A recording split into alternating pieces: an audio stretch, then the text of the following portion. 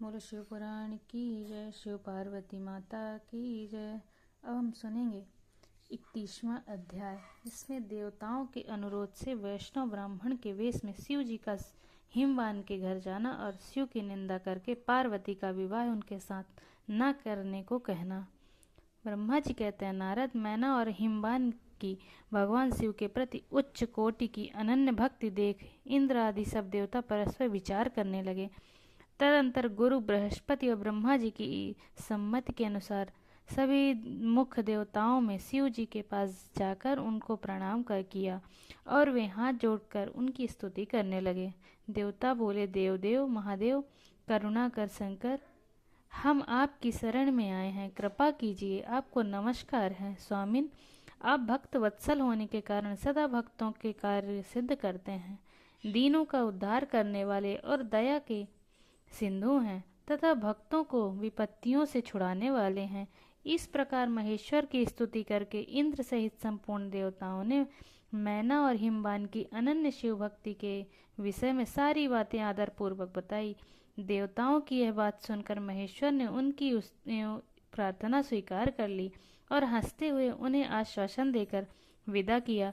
तब सब देवता अपना कार्य सिद्ध हुआ मानकर भगवान सदाशिव को प्रसन्नता संसा करते हुए शीघ्र अपने घर को लौटकर प्रसन्नता का अनुभव करने लगे। तदंतर भक्त वत्सल महेश्वर भगवान शंभु जो माया के स्वामी हैं, निर्विकार चित्त से शैलराज के यहाँ गए। उस समय गिरिराज हिमवान सभा भवन में बंधु वर्ग से घिरे हुए पार्वती सहित प्रसन्नता पूर्वक बैठे थे। इसी अवसर पर वहां सदाशिव ने से पदार्पण किया। वे हाथ में दंड छत्र, शरीर का दिव्य वस्त्र, ललाट में उज्ज्वल तिलक, एक हाथ में स्फटिक की माला और गले में सालग्राम धारण किए भक्ति पूर्वक हरि नाम का जप कर रहे थे और देखते ही साधु वेशधारी ब्राह्मण जान पड़ते थे। उन्हें आया देख सपरिवार हिमवान उठकर खड़े हो गए। उन्होंने उस अपूर्व अतिथि देवता को भूतल पर दंड के समान पकड़कर भक्ति भाव से साष्टांग प्रणाम किया। देवी पार्वती ब्राह्मण रूपधारी प्राणेश्वर शिव को पहचान गई थी, अतः उन्होंने भी उनको मस्तक झुकाया और मन ही मन बड़ी प्रसन्नता के साथ उनकी स्तुति की।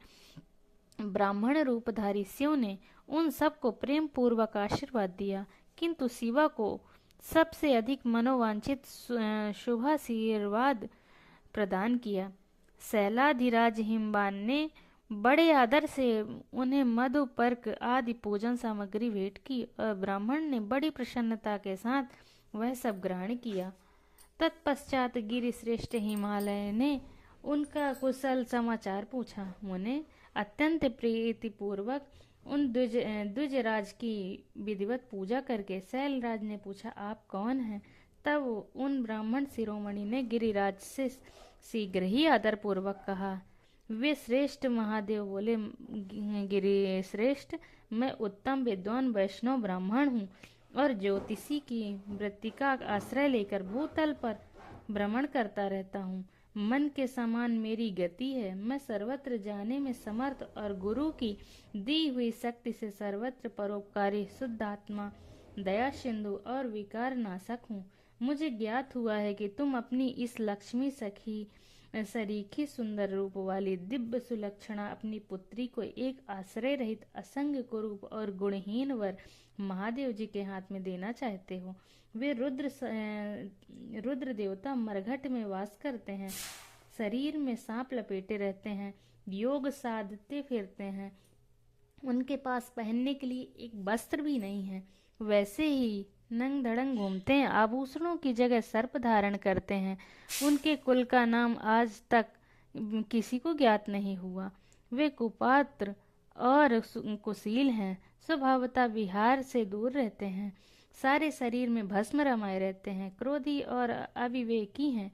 उनकी अवस्था कितनी है यह किसी को ज्ञात नहीं। वे अत्यंत कुत्सित, जटा का बोझ सदा सिर पर धारण किए रहते हैं। वे भले बुरे सबको आश्रय देने वाले, भ्रमणशील, नागहारधारी, भिक्षुक कुमार्ग परायण और हठ पूर्वक वैदिक मार्ग का त्याग करने वाले हैं। ऐसे अयोग वर को आप अपनी बेटी ब्याहना चाहते हैं। अचल राज, अवश्य ही आपका यह विचार मंगलदायक नहीं है। नारायण कुल में उत्पन्न ज्ञानियों में श्रेष्ठ गिरिराज, मेरे कथन का मर्म समझो। तुमसे जिस पात्र को तुमने जिस पात्र को ढूंढ रखा है वह इस योग्य नहीं है जो उसके हाथ में पार्वती का हाथ दिया जाए। शैलराज, तुम ही देखो, उनके एक ही भाई बंधु नहीं हैं। तुम तो बड़े बड़े ये रत्नों की खान हो, किंतु उनके घर में भूजी भाग भी नहीं है। वे सर्वथा निर्धन हैं। गिरिराज, तुम शीघ्र ही अपने भाई बंधुओं से, मैना देवी से, सभी बेटों से और पंडितों से भी प्रयत्न पूर्वक पूछ लो, किंतु पार्वती से न पूछना, क्योंकि उन्हें शिव के गुण दोष की परख नहीं है। ब्रह्मा जी कहते हैं, नारद, ऐसा कहकर वे ब्राह्मण देवता, जो नाना प्रकार की लीला करने वाले शांत स्वरूप शिव ही थे, शीघ्र खा पी कर आनंद पूर्वक वहां से अपने घर को चले गए। बोलो शिव पुराण की जय। 31वां अध्याय संपूर्ण। 32वां शुरू करते हैं। मैना का कोप भवन में प्रवेश। भगवान शिव का हिमबान के पास सप्तर्षियों को भेजना और हिमबान द्वारा उनका सत्कार सप्तर्षियों तथा अरुंधति का और महर्षि वशिष्ठ का मैना और हिमबान को समझाकर पार्वती का विवाह भगवान शिव के साथ करने के लिए कहना। ब्रह्मा जी कहते हैं, ब्राह्मण रूपधारी शिव जी के वचनों का मैना के ऊपर बड़ा प्रभाव पड़ा और उन्होंने दुखी होकर पति से कहा, गिरिराज, इस वैष्णव ब्राह्मण ने शिव जी की जो निंदा की है उसे सुनकर मेरा मन उनकी ओर से बहुत खिन्न एवं विरक्त हो गया है। शैलेश्वर, रुद्र के रूपशील और नाम सभी कुत्सित हैं। मैं उन्हें अपनी सुलक्षणा पुत्री कदापि नहीं दूंगी। यदि आप मेरी बात नहीं मानेंगे तो मैं निसंदेह मर जाऊंगी। अभी इस घर को छोड़ दूंगी तथा विष खा लूंगी। पार्वती के गले में फांसी लगाकर गहन वन में चली जाऊंगी अथवा उन्हें महासागर में डुबो दूंगी, परंतु अपनी बेटी को रुद्र के गले नहीं मरूंगी। ऐसा कहकर मैना तुरंत कोप भवन में चली गई और अपने हार को फेंककर रोती हुई धरती पर लौट गई। इधर भगवान शिव को इस बात का पता लगा, तब उन्होंने अरुंधति सहित सप्तर्षियों को बुलाया तथा मैना के पास जाकर उन्हें समझाने की आज्ञा दी। शिव जी का आदेश प्राप्त कर भगवान शिव को नमस्कार करके वे दिव्य ऋषि आकाश मार्ग से उस स्थान को चल दिए जहाँ हिमबान की नगरी थी। उस दिव्य पुरी को देखकर उन सप्तर्षियों को बड़ा विस्मय हुआ।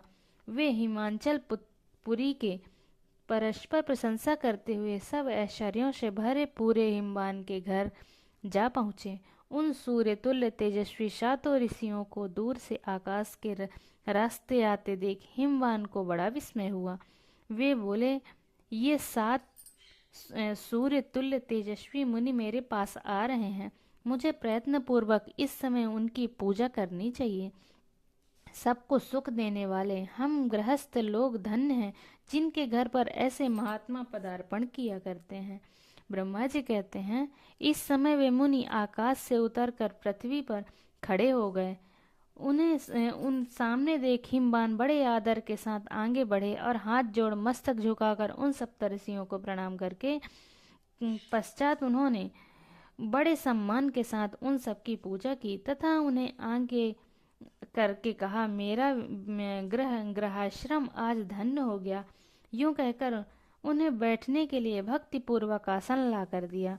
जब वे आसनों पर बैठ गए तब उनकी आज्ञा लेकर हिमबान भी बैठे और वहां उन ज्योतिर्मय महर्षियों से इस प्रकार बोले। हिमबान ने कहा, आज मैं धन्य हूँ, कृत हुआ हूँ, मेरा जीवन सफल हो गया। मैं लोक में बहुत से तीर्थों की भांति दर्शनीय बन गया, क्योंकि आप जैसे विष्णु रूपी महात्मा मेरे घर पधारे हैं। आप लोग पूर्ण काम हैं।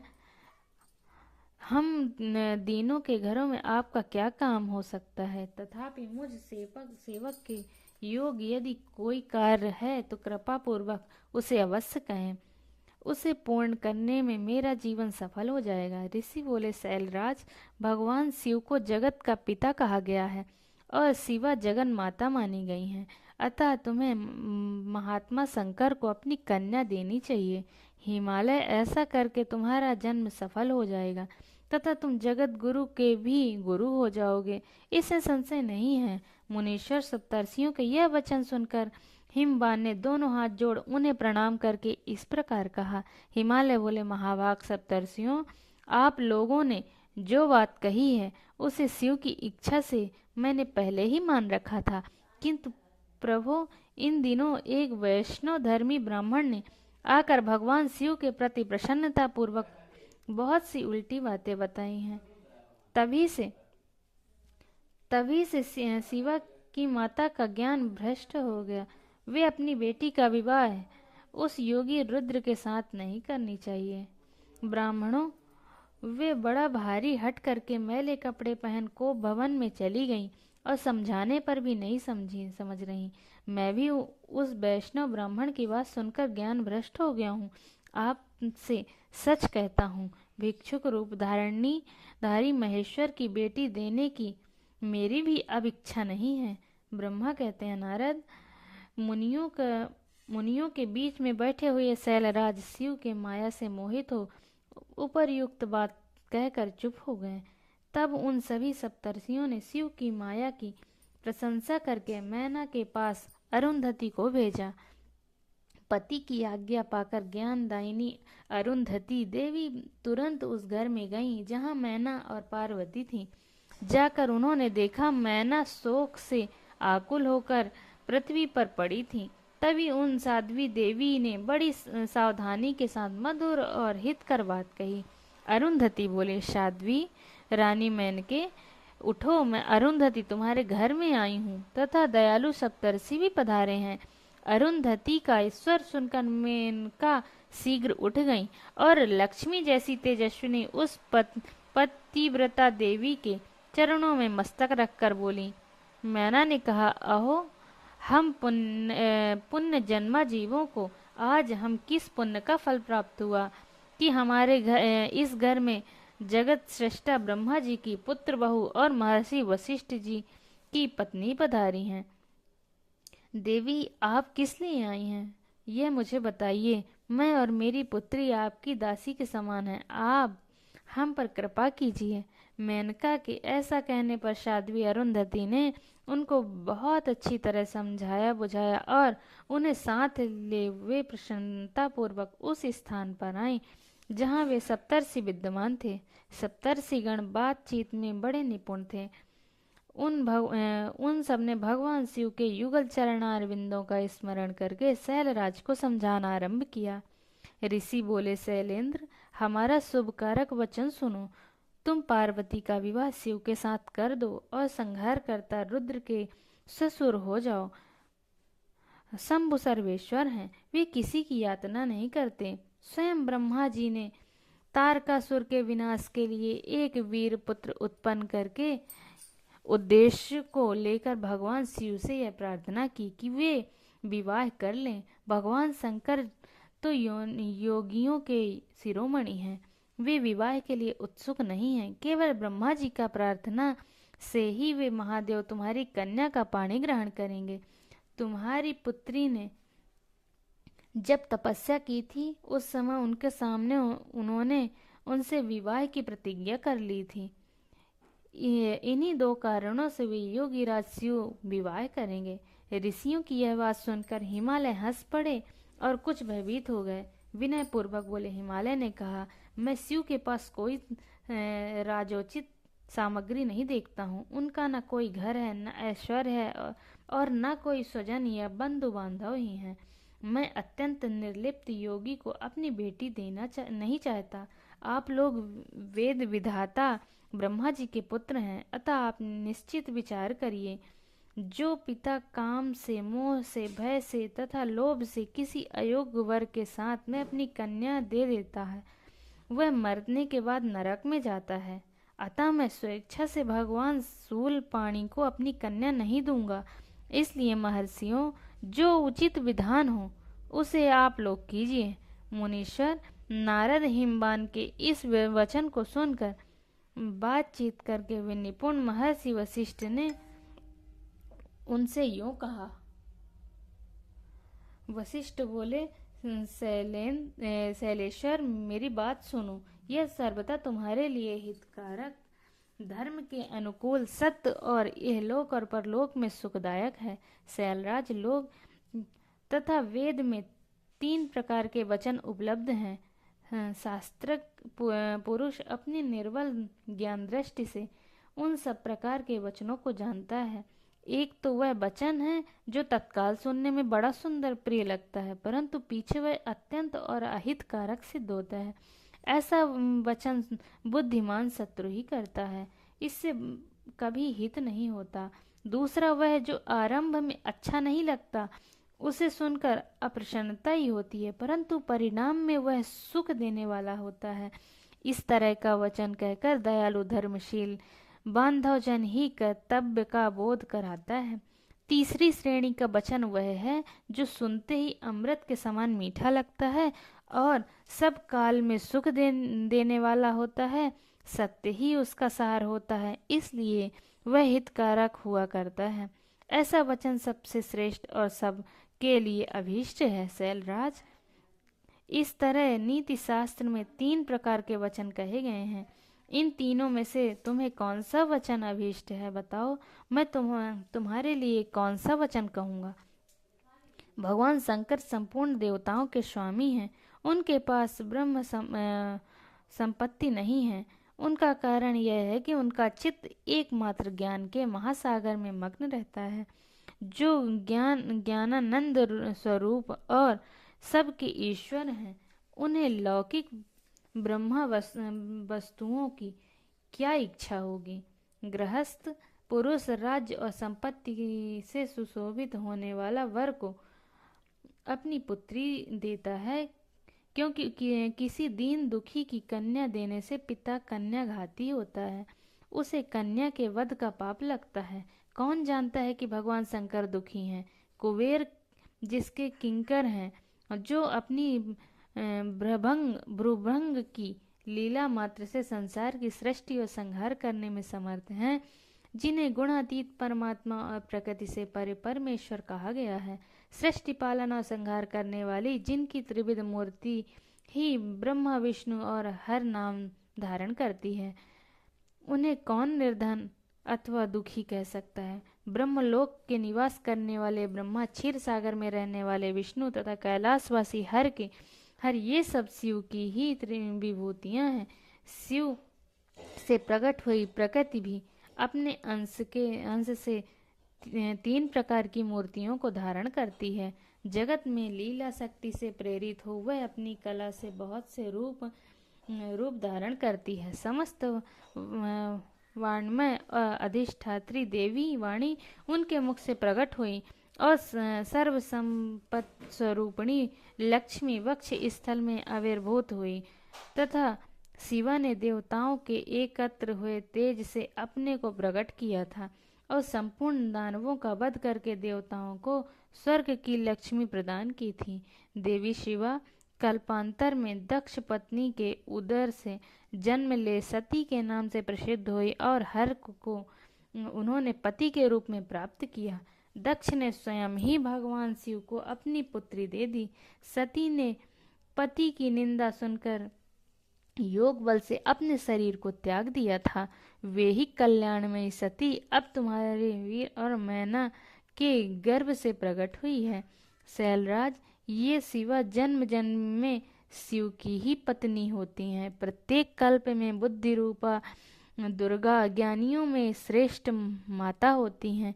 ये सदा सिद्धिदायिनी और सिद्ध स्वरूपिणी हैं।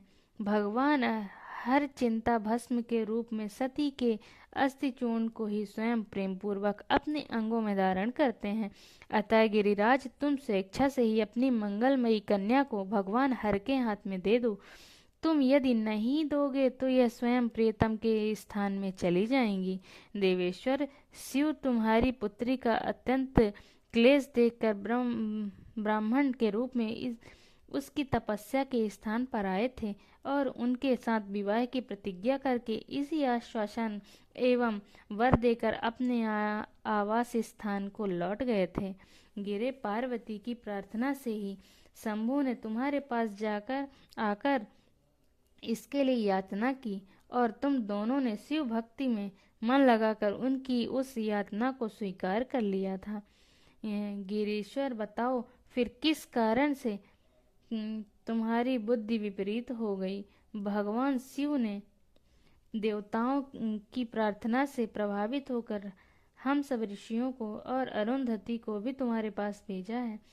हम तुम्हें यही शिक्षा देते हैं कि तुम पार्वती को रुद्र के हाथ में दे दो। गिरे, ऐसा करने पर तुम्हें महान आनंद प्राप्त होगा।